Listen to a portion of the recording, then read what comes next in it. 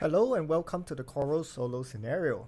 In this playthrough, we will be using a very specific build, one which does very little damage using regular attacks, but makes up for it with Retaliate and by using the items underlined on screen right now. So this is your final spoiler warning before I reveal these items in 3, 2, 1. So we are using Wall Shield together with Chaotic's Refraction and Sharp Chitin in order to have a baseline 6 shield for a single attack. Then with Spike Shell, we can reflect that 6 shield back at the enemy for 6 damage, effectively being a single Retaliate 6 per rest cycle, plus Retaliate 2 from Chaotic Refraction. This is a huge chunk of reliable damage. Reliable in the sense that it is not subject to the variance of the attack modifier deck and is not subject to enemy shield. The one downside of this build is that we are weak against ranged enemies who ignore the shield from Chaotic Refraction and, more importantly, move out of melee range before performing ranged attacks, which means that we don't get to use Spike Shell, which requires adjacency. However, we fix that problem using Sodden Soil, which immobilizes the enemy. So we will still be able to deal damage using this combo against ranged enemies. These are my perks. We are going to begin on round 3. In the first 2 rounds, I get to set up. So on the first round, I'm going to play 2 Tides, the top of Sharp Chitin for 1 shield, and then the bottom of Overwhelming Wave so I can play 3 cards a turn. On the second round, I will play Chaotic Refraction, so that gives me another shield against melee, and 2 Retaliate. This also generates light. I'll also play a move 2 followed by a move 3 for a total of move 5. This card also allows me to create a water tile in an adjacent featureless hex, and I'm allowed to create water tiles on my own hex. So I start at the bottom of the map. I move 1, 2, 3, 4, 5. These enemies are just here placed for convenience, for visualization. They don't spawn until the 3rd round. So I move here, and then I place a water tile on myself. So at the start of the 3rd round, before I lock in my initiative, these monsters all spawn. Lost in Seaweed first spawns, followed by a Lightning Eel, Elite, in each of the adjacent hexes. I'm going to assume that for hexes that are occupied, such as this, spawns do not happen. On the 3rd round, I'm going to play these 3 cards at my fastest possible initiative, and we'll try to rush down Lost in Seaweed as quickly as possible because it summons Lightning Eels every turn we leave it alive. Okay, let's give our modifier deck a shuffle. It is going to summon in addition to its own summon. Alright, so we'll make sure it doesn't summon. We are going to also consume the light so that the Lightning Eel does not stun us. We are going to first play Sodden Soils top. We are first going to play Rancid Brines bottom. Create 1 water tile in an adjacent featureless hex. Then poison 2 enemies occupying water within range 1.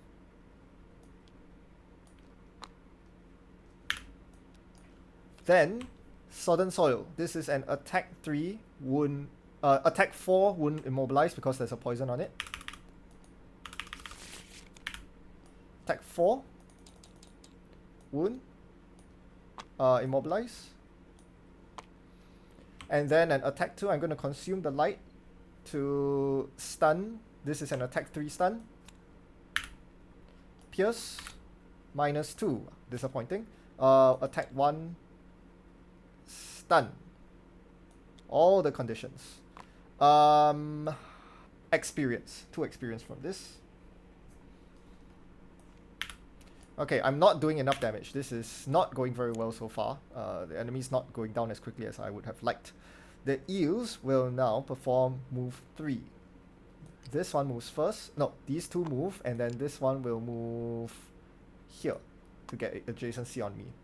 So they will all attack me for attack 2. Okay. And there's no light, so they cannot stun me. 2 damage. 3 damage, 2 damage. So I have 2 shield. So I take a total of 1 damage from the 3 damage becomes 1 damage, and everything gets retaliated for 2 damage due to Chaotic Refraction. Then Lost in Seaweed is stunned, so it loses the condition and it takes its wound damage. Now I'll play these 3 cards at the fastest possible initiative. It is summoning again. Alright. Okay. I'll put up the shield and I'll heal oneself. I will perform Skitter. This is attack 2 and then an attack 2. I don't think I'm going to move here. So I'm going to perform 2 attack 2s here, boosted by the poison. Attack 2, add target. So 2 damage and I get to add a target. I would like to add this as a target. Yes, I'll add this as a target. So this is an attack 1 on this lightning eel. 2 damage. Then I perform the move 2. I'm not going to move. Then I'll perform a attack 2. Rolling shield. +1. So +1/+1. This is 4 damage. And Skitter is done. Finally, I will put up Cleansing Swell's Bottom. At the start of my rest, I'll perform Heal X. Alright. I'll keep this shield here as a rolling shield as a reminder that I have an additional shield this turn. The lightning eels will, well, they will perform. I forgot. At the end of its last turn, it actually does summon an eel. We can assume that it successfully summons. Alright. Now the eels get to act. They will generate light and they will perform an attack 3 against me. Starting with this one, attack 3. No damage because I have 3 shield, but it takes 2 retaliate. Next one. No damage and it dies. Next one. No damage and it takes retaliate. Next one. Move 3. I would like it to move this way. 1, 2, 3. Attacks me for attack 2. +2, 4 damage. Wow, this one, the normal actually does damage to me, but it takes 2 retaliate.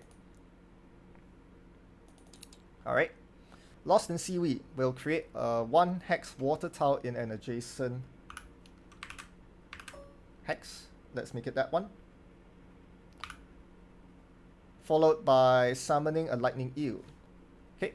It summons an elite here, and then it attempts to summon a normal at the end of the turn, but it cannot because it is surrounded. It suffers 1 wound damage. Next round. I'm out of cards at this point. I don't take the damage. I'm so sorry. I am at full health. I just realized. I have 3 shield. 1, 2, 3. Plus 1 shield from this. So I actually had 4 shield. So I was immune that turn. Okay. I'm out of cards, so I have to declare a long rest here.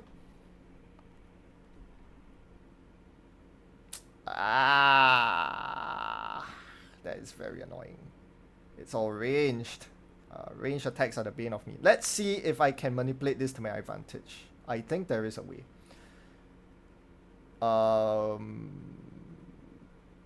Okay.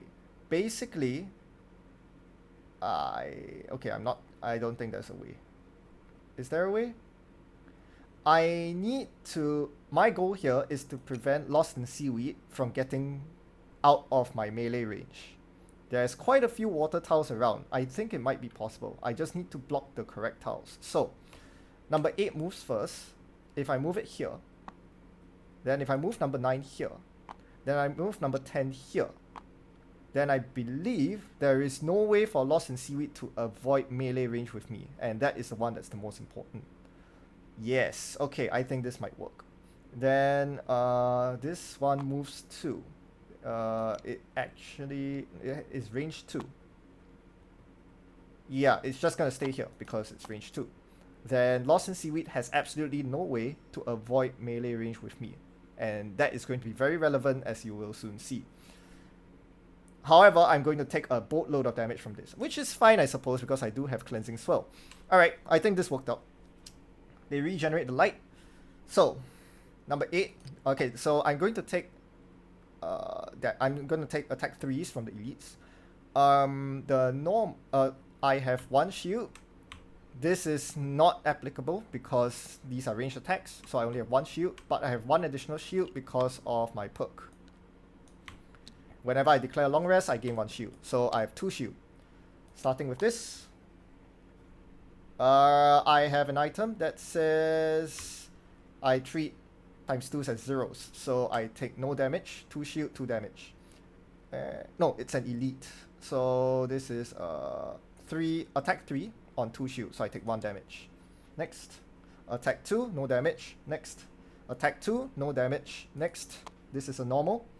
Null, no damage. Next. Lost in Seaweed takes a wound damage and attempts to perform a move 2. There is no way it can perform a move 2 that leaves my melee range, so it will not even bother moving. And it will simply perform its attack 2 next to me. This is very crucial. So even though it's next to me, it's still considered a ranged attack, so I only still have 2 shield. No damage. However, I proc Retaliate 2. And I am going to proc Wall Shield and Spiky Shell. So I have 2 base shield, plus 4 shield from Wall Shield. So that's a total of 6 shield. I have 6 shield for this attack. The enemy suffers 6 damage from Spike Shell, plus 2 damage from Retaliate, it dies. Perfect. Alright, so this is the... at this point, this is going to be round 1. So let me mark it right now. This is round 1. Now that the boss has died. On round 4, the next boss will spawn. Now let's resolve my long rest. Well, I heal a bunch. And all my tides go back into my hand. I recover all my spent items. I am going to lose this card. I don't think movement and water tile creation is that necessary now that, you know, the enemies are all going to spawn around me. So that can go. And we'll arrange the cards for the next turn. I took some time to think about my next steps, and what I'm going to do is I'm obviously going to attempt to put up my shields again. I'm going to just basically ignore the lightning eels and allow them to impale on my Retaliate 2. Hopefully they do not draw the card that consumes light to stun me. That would disrupt my plans. I'm really hoping that doesn't happen. We'll see how that goes. And then we'll try to wail on the incoming boss. Shape blocks out the sun. I plan to use my Spike Shell Wall Shield combo twice using Renewing Potion. I also plan to use Endless Cycle to extend my rest cycle for this round. Let's see how that works out, but first we need to play our first round, which is the usual 2 tides at fast initiative. Oh, no, this is gone. Alright, they did pull the stun card. There is nothing I can do about this. I am kind of prepared for this, but this is definitely not ideal. So I'm going to play these 2. Okay, so elements are generated, the light is consumed, and Shocking Voltage happens. So this moves here, this moves here, this moves here, and this moves here. Let me think. No. I want this to move here. I want the enemy to spawn next to me. Alright, so this happens, unfortunately.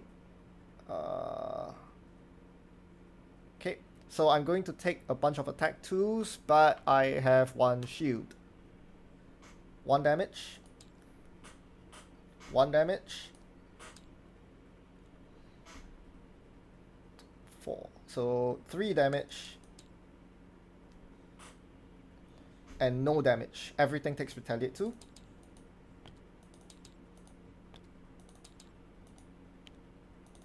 And I take a stun. So I accounted for this scenario. This is not ideal, but I accounted for this scenario and I said it's okay to take the stun here because I'm stunned on a round where there are no bosses on the field. As a reminder, Overwhelming Wave is a May. I do not have to play 3 cards. I can just play 2 cards, which is what I will do here.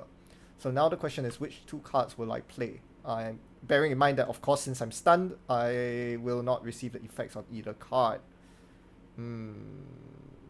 I need to think about this. How important is the second instance of Sharp Chitin? That is the question.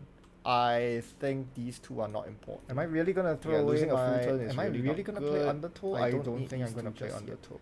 Alright, we will play these two cards, and they will basically be played for no effect because I'm stunned. These are the two least important cards that I have left. Alright, this is not a very threatening move. The Lightning Eel will perform attack 2. Attack 3. So I suffer 1 damage. No, 2 damage because I only have 1 shield. And it suffers Retaliate. And then on my turn, I discard these 2 cards for no effect and lose stun. Next round, we're going to play these 3 cards. Let's spawn the enemy. We are going to play these 3 cards here. Hold on. I think there is a better form of sequencing. Because I initially wanted to play Rancid Brine to poison Shape Blocks of the Sun. But I realized if I play it for its top, it is possible to generate light for Skitter. And Skitter will poison the enemy anyway.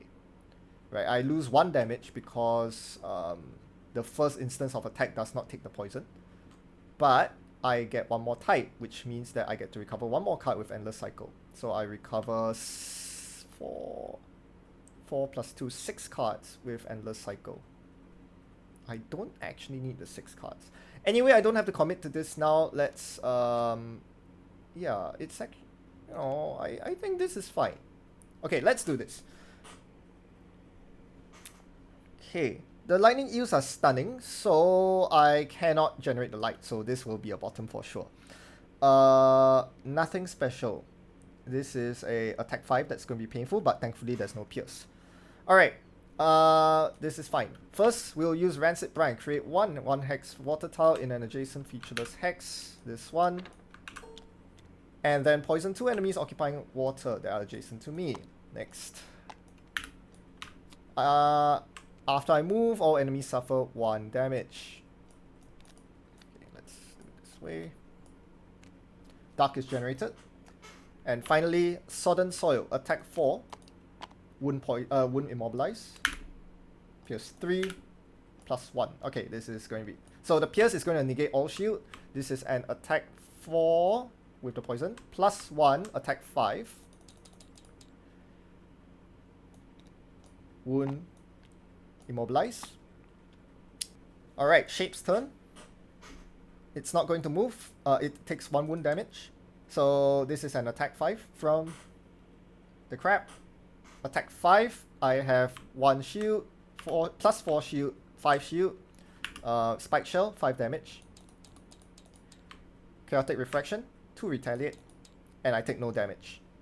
I do not take Impair because of my perk. Ignore item effects, and whenever I would gain Impair, prevent the Impair. So, that is done. Next, the Lightning Eel will attack me as usual. This is an attack 2. No damage, to retaliate, dies. Okay, we'll play our next set of cards. Oof! Poison! Well, that is awkward. Okay. First, I'm going to use Renewing Potion. During my turn, recover up to 2 of my spent cards. 1, 2. Okay. Let's use Crush Armor. All enemies gain -1 shield this round while adjacent to me, so let me put this here. Because I move, immediately after one of my moves each turn, all adjacent enemies suffer 1 damage. Immobilize is gone. Next, I will perform Skitter. Because of the poison, these are 2 attack 2s. So the first attack 2. Pierce. At target is useless. Alright, so this is a base attack 2. The shield doesn't matter because of the pierce. Then I perform a move 2. I'll move back to this spot. This triggers again, 1 damage. Then I'll perform an attack 2. I'm not consuming the darkness. I need the darkness for Endless Cycle. Plus 1, attack 3. 3 damage, but it has 1 shield. It has 2 shield, but 1 shield is negated. So that is Skitter. Finally, I'm going to consume the darkness here and gain 1 experience. This card is lost. I get to recover 3 cards plus 2 because I consumed the darkness, so I get to recover 5 cards. So I'm going to recover these 5 cards plus this 1 card that was left in my hand after the round. Do I heal? I think I can live on the edge and choose not to heal. I have a lot more latitude in doing that because of Iron Helmet. I don't have to worry about ×2s. So we will leave it as that and allow Shape Blocks the Sun to do its thing. It will perform attack 3 and poison me. 4, so I take 3 damage and poison. It suffers 2 retaliate. I'm not going to shield this because 3 damage, shield 4. Do I do a shield 4 on 3 damage? Actually, I think I do. Let me use the combo. So I don't suffer the 3 damage. Instead, but I don't have that much shield at this point. No.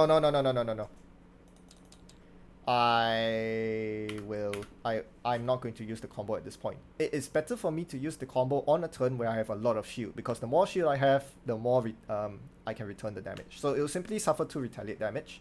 It will also suffer 1 wound damage. Alright. So the reason why I'm not worried about the poison is because I did keep Undertow. So I'm going to get a heal this turn. Okay, wonderful. It's poisoning and wounding me. Alright, that's not good. That's really not good. I already expended my heal here. Ooh, that is rough. That is really rough. Right, the enemy pool here is very unfortunate because I was planning to rid myself of the poison and wound conditions this turn, but the enemy is clearly reapplying it. I don't really have any good way around this. Sure, I could change one of my actions to a basic move tool and move to a safe place. The problem with this line of play is that it does not really advance my game, and it sacrifices... Yeah, it basically sacrifices a lot of tempo because I cannot play 3 bottom actions. I can only play 2 bottom actions at most, but I want to do 3 bottom things. I want to get the bottom heal here. I want to generate darkness here. No, not generate darkness, sorry. I want to put this tide into play because this tide gives me a lot of health when I long rest. So these 2 are both very important to play, which means I cannot move. If I move, I have to give up one of these things, and both are too important because my goal here is to enter the last round, the last boss, with named enemy rather, with full health. But it looks like this is not possible anymore. So what's gonna happen is I'm going to take the heal now, and the enemy will apply poison and wound on me, which will drain my health, and more importantly, the poison blocks Cleansing Swell's bottom. It's unfortunate, but I don't think there's a way I can get around losing Cleansing Swell's bottom. I'd rather get the heal X here than have the heal X blocked by the poison, but I don't have a choice, it seems. Again, I could move away, but then I'm slowing its kill. So, let's not dawdle on. We are going to put 3 shield into play. And we are also going to play this. So lots of tides here, and we generate darkness and light. And the heal will remove our poison, and then we can use major healing. So now the enemy will perform an attack 6 on me, consuming the earth to apply negative statuses.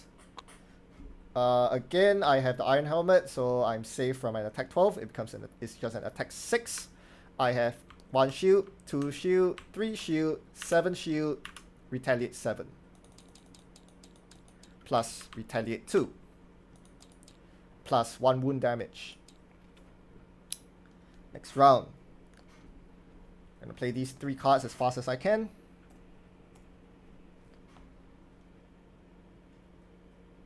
Oh, hello. Not a fan. Not a fan. That is trouble. That spells trouble. Alright. Do not like. We might have to take evasive action here. I can immobilize it. Yeah, it turns out this thing has crush armor as well.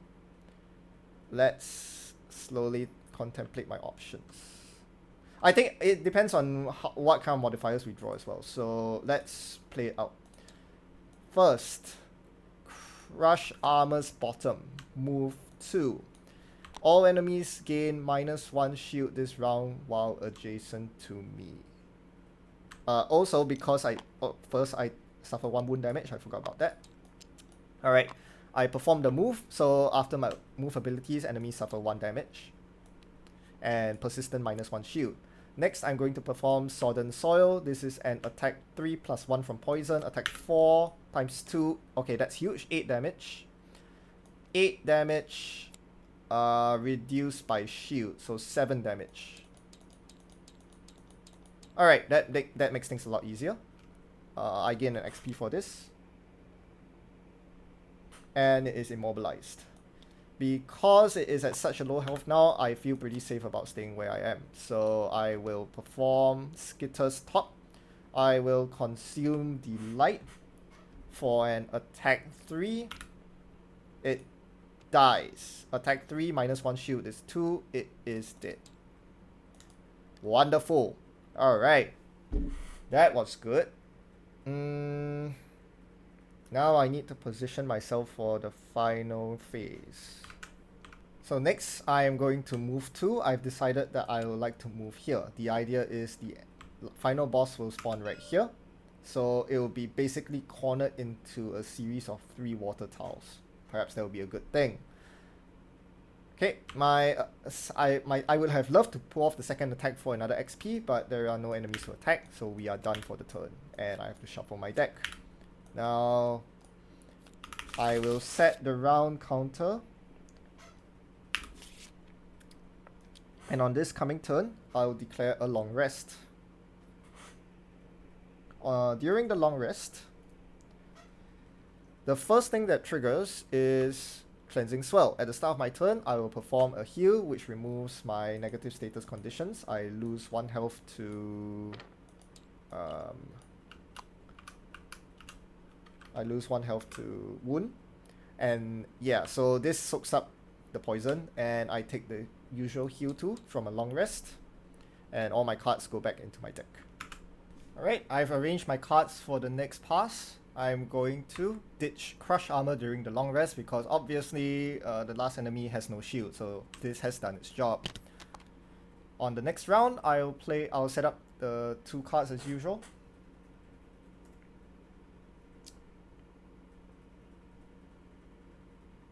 So I generate light, I generate dark, and put these into play. Now the enemy spawns. Again, it does not spawn in the original spot because it's not empty. There is a water hex there. And we are going to root it in place and do a big retaliate on it quickly. While I'm still not muddled, because from now on I'll probably be perpetually muddled. Ah, it's a move 1. Ah, I didn't need to immobilize it. What a shame. Okay, that's a shame. Okay. First, Rancid Brine. Create 1 poison hex. Sorry, 1 water hex. And enemies inside it suffer poison. Next, I'll put up my Chaotic Refraction. So now I have I still only have 1 shield against ranged attacks, and then I'll perform Sodden Soil, which gives me 1 XP. This is an attack 4 with the poison. 5. Retaliate 3.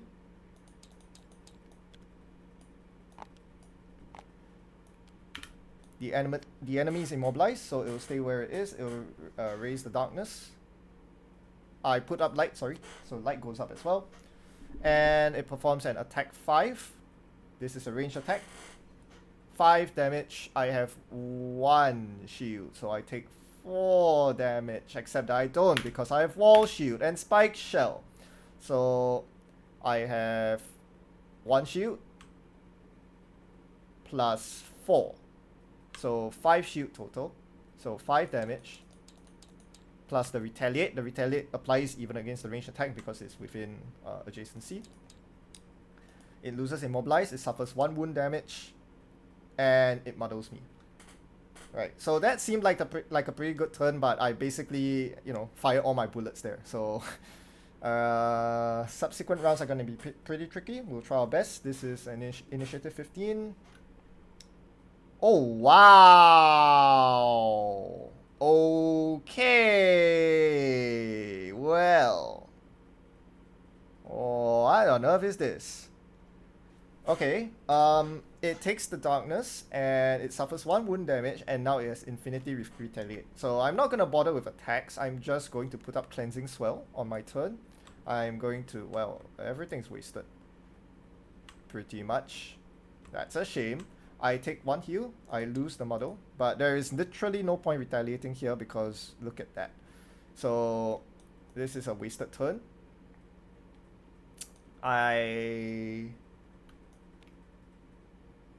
may as well... yeah, now I really wish I put up Smashing Torrent. Never mind. It's done. What's done is done. We are done. Long rest. Oh, oh no, it's pushing me. That's not awesome. Alright, sure, Instill Fear. This is an attack 3. 4 damage. I have 1 shield plus 1 because I'm taking a long rest right now, so I suffer 2 damage. After 2 shield, I take a push 2 to the face, and now it's my long rest. I will perform heal 4 because I have 4 tides, and then heal 2. So let me move this here. I get heal 4 and then a heal 2, and I get, most importantly, I get this back.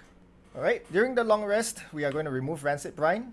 We've already poisoned the enemy, so I don't think there's any more need for poison. And now, unlike with the first 2 bosses, I think we're going to take this slow. I'm pretty sure, like, my main route of damaging this enemy, because I perform mostly melee attacks and I can't afford to take its Retaliate 3 repeatedly, my main way of damaging the enemy is with Spike Shell. So we are just going to play this slow and stretch out our long rest. On my first turn, I'm going to put up 2 tides. Let's do this quickly. I go first. This thing can stun. I didn't know that. That is scary. Okay. That is actually bad. Okay.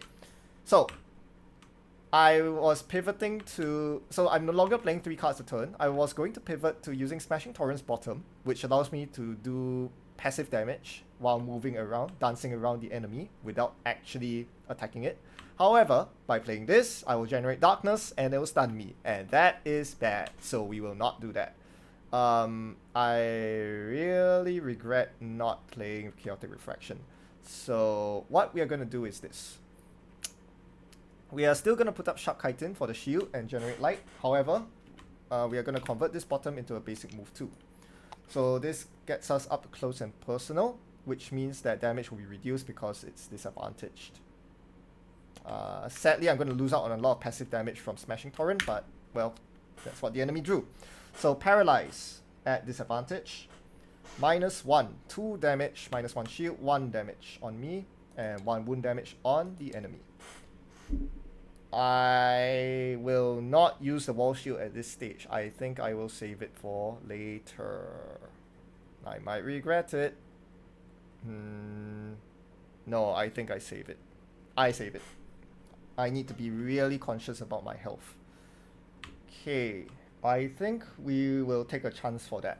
I'm going to stand my ground. I'll play the shield and that shield. Let's see how this goes. Well, that was, yeah, nothing happens. Basically, nothing happens. The enemy muddles me, but then I'm unmuddled at the end of my turn. Enemy suffers 1 wound damage. The retaliate doesn't matter because on my turn, I'm going to put up shield. That also doesn't matter, but I do generate light. I have passive retaliate from now on, and I take 1 heal. Next round. Okay, this is the key round. I will immobilize it, and I will do something on the bottom. Probably put this in I'll put the heal in play. Do I need to put the heal in play? I like the idea of putting the heal in play. Let's put the heal in play. Alright, let's do this. Before the enemy moves away from me. Wow! Okay, okay, I'm gonna get disarmed. That's not good. But otherwise it is fine because the immobilize is the most important part. So let's put this into play. And let's use Sodden Soil. This is an attack 4. I removed my muddle from last turn because I went after the enemy. Pierce is irrelevant. +0. So it's a simple 4 damage. The immobilize is the important part here, and I suffer 3 retaliate damage. I gain 1 XP. The enemy uses Beguiling Thoughts. It cannot move. It will simply perform an attack 2 right here, right now, at disadvantage. No damage. Even though it doesn't mitigate any damage, I need to get damage on the enemy. So this is 5 shield. So it takes 5 damage. Plus 2 adjacent retaliate. I take a disarm. The enemy is no longer immobilized. I forgot if I take down the wound damage, but we'll leave it as that. We'll play these 2 cards here. Slowly, I don't think this really matters that much. Okay, the enemy moves first. It can move out of range. It suffers 1 wound damage and it performs an attack 2. No damage on me. And then it controls me to do an attack by disarm. On my turn, I lose all my statuses, and there is not much for me to do with these cards. I have no reason to move into melee range of it just yet. You know what? There's no penalty for failing. So here's what I'm going to do. I will use Overwhelming Waves bottom to generate darkness. The main thing is to add 1 more tide to my collection so that this heals me more. And then use the top of Skitter to move into melee range. So in the event it draws an attack without a move, or with only a move 1, it will suffer retaliate damage from Chaotic Refraction. That's the idea. Okay, end of turn, declare long rest. Yeah, this is kind of expected. So it suffers 1 wound damage, moves away from me, and performs an attack 3. No damage because I have 1 shield, 2 shield, because I'm long resting. I take a muddle, which is irrelevant, but I do take a curse. Now that's relevant. Generates darkness. And on my turn, it's a long rest. I take 4 heal plus 2 heal. I go up to full. Most importantly, I recover my damaging items, and I'm going to decide which cards to keep. So at this point, you can tell that the scenario is pretty much over, because my Wall Shield Spike Shell combo will do 4 damage as a guaranteed kill. And the enemy will probably bleed out even if somehow everything misses. So I don't think it really matters what I do here. I will simply remove, I don't know, Skitter during the long rest, and I'm just going to lock in these 2 cards. By the way, I take this loot. Alright, and on my turn, I will simply declare 17, and as long as it performs something, yeah, like that, that's perfect. Chaotic Refraction bottom, move 1 using Winged Shoes, I jump here, loot 1, I take every single coin on the map. There we go. And then I'm going to perform my Sodden Soil. This is an attack 4. Oh, it misses! Well, I suffer 3 retaliate damage. It gets to live, but that's not very relevant because I immobilize it. So I take an XP. And then on its turn, it performs an attack on me. And it stuns me, but it's irrelevant because I use my Wall Shield and Spike Shell to kill it with 4 spiky damage. There we go. That's the solo scenario. I really love this Wall Shield Spike Shell build on the Crab. It allows you to be tanky against big single melee hits while still also advancing the scenario for your team because it does so much damage. that pierces shield and all other, yeah, so it's pretty good. All right, thanks for watching. Hope you found this interesting and a unique take on the Crashing Tide. I'll see you next time.